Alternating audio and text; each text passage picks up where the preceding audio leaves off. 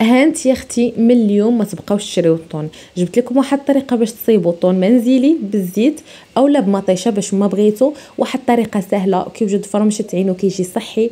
وراكم عارفين بلي الحاجه اللي كنصيبوها في الدار ماشي بحال الحاجه اللي كنشريوها، كنعرفوا راسنا شنو درنا فيها كناكلوها وحنا مرتاحين.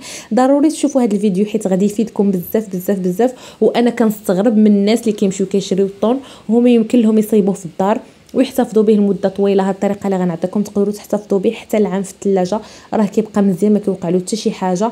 انا بعدا ما نقدرش ناكل داك المعلب، ضروري كيخاصني نصيبو في الدار، كنعرف راسي شنو درت فيه وكيجي بنين بنين بزاف بحال اللي تقول راكم شاريين طون ديال المعلب. وعلى بركه الله وما تبخلوش عليا بتشجيعاتكم وتعليقاتكم زوينه. كتاخذوا الطون ديالكم كتغسلوه مزيان مزيان مزيان وكتنقيوه وكتقطروه مزيان من الماء. ضروري ما تقطروه، هذاك الماء هذاك اللي كيبقى فيه هو اللي كيعطينا داك الزفره ديال الطون وما كيجيكمش الطون ديالكم زوين. ضروري تقطروه مزيان من الماء، ما تكونش فيه قطره ديال الماء. المهم عندي هنايا تقريبا 2 كيلو ونص ديال الطون صافي. وخديت هنا راس ديال الثومه، يا اما كتحكوه ولا كديروه في هذه اللعيبه ديال الثومه. ضروري خصو يكون محكوك رقيق باش كتجينا غير هذيك النسمه ديال الثومه، ما كتجيناش الثومه باينه، كتجي غير داك النسمه ديال الثومه كيجي زوين بزاف. ومن بعد المكون اللي ضروري منه هما اوراق سيدنا موسى، اوراق الرند. ضروري كديروا واحد الكميه هكايا لا باس بها صافي. وكديروا 4 كاس ديال الخل، وكديروا الزعتر محكوك تقريبا واحد 2 معالق كبار ديال الزعتر مطحون ولا محكوك، وكديروا معلقه كبيره ديال الفلفل الاسود ومعلقه صغيره ديال الملح. كتخلطوا هذا الشيء هذا مزيان مزيان وكتخليوه واحد 4 ساعات على جنب على ما داك الطون ديالنا كيشرب لينا داك الشرموله وداك التوابل وداك الزعتر. وكنخليوه واحد 5 دقائق كما قلت لكم تقريبا. عاد كنمشيو باش نوجدوه.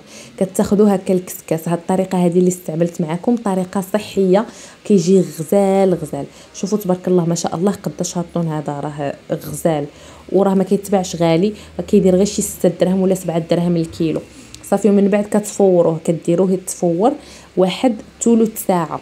المهم غير كيدخلوا الطياب صافي كتحيدوه وكتنقيوه. كتحيدوا له هذيك الشوكه هذه اللي كتكون في الوسطانيه ها هي، وكيكونوا عندنا واحد الشوكات في الجنب كتحيدوهم. يعني الطريقه ديال التنقيه ديالو سهله وما كتاخذش لكم الوقت نهائيا. صافي كتحيدوا داك الشوك اللي كيكون في الجنب، كتحيدوا داك الحسك الوسطاني داك السمسول الوسطاني صافي. وكتحلوا هكا الحوته ديالكم في الوسط وكتلقاو هنايا واحد الشويكات في الوسط رقيقين. تقدروا تحيدوهم ولا تقدروا تخليوهم، كيبقى لكم الاختيار. المهم هما رقيقين راه ما كيجيوش باينين كيتكوا في فاش كتبغيو تاكلوا الطون ديالكم ولا ما كيجيوش نهائيا باينين.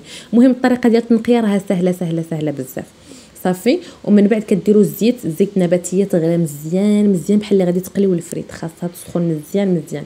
ومنين كتسخنوها كتكونوا ديجا عقمتوا القراعي ديالكم. المهم انا هنايا القراعي راني غسلتهم بالماء طايب والخل وخليتهم تقطروا مزيان مزيان من الماء، ما تكونش فيهم نهائيا قطره الماء. كنأكد ان القراعي ديالكم يكونوا معقمين بالماء طايب والخل ويكونوا قاطرين مزيان مزيان صافي. ومن بعد كنعمرهم، ما كنعمرهمش حتى للتالي، كنخلي واحد شويه في الراس خاوي باش هكا ما كيغملش ليا حيت خاصو كله يتغطى بالزيت صافي. انا هنايا عمرت القراعي ديالي. وقبل ما تعمروا القراعي ديالكم كديروا واحد رشيشه ديال الخل هكايا في القاع ديال القريعه. وإلا عندكم القرنفل كديروا واحد حبه ديال القرنفل باش هكا كيبقى محافظ اكثر. المهم هذه اختياريه.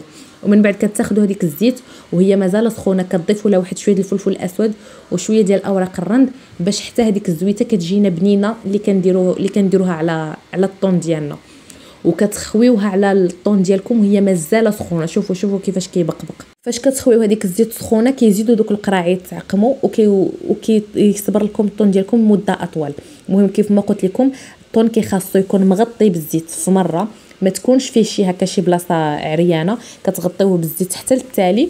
والقراعي ما كتعمروهمش بالطون حتى للتالي، كتخليو شويه ديال الطون لتحت والزيت كتعمروه حتى الاخر. من المهم وغطيتهم هكايا ببلاستيك غذائي بسلوفان. وغادي ندير واحد الطريف ديال الميكا باش هكا يتزيروا ليا القراعي ديالي مزيان، ما تدخلهمش نهائيا الهواء. راكم فاش كتبغيو تحلوا القرعه ديالكم ما كتبغيش تحليكم بحال اللي تقول راكم شاريينو من برا، حيت كيكون داكشي مزموت مزيان مزيان كيتحلوا لكم. خصكم تسخنوا القرعه هكا شويه فوق النار عاد باش كيتحلوا، ولا يكون شي واحد عنده الجهد مزيان عاد باش كيتحلوا القريعات. صافي. ومن بعد كنقلبهم بحال هكا وكنخليوهم يباتوا ليله كامله. ومن بعد كتحتفظوا به في الثلاجه، ضروري الثلاجه حيت ما فيهش مواد حافظه. وإلا بغيتوا الطون ديال المطيشه كتاخذوا مطيشه كتحكوها كتشحروها مع زويته وبابريكا وكديروا عليها الطون هذا النيت كتشحروه واحد شويه كيجي تماما بحال الطون ديال المطيشه. تقدروا تعمروا به البيتزا ديالكم ولا كيجي غزال.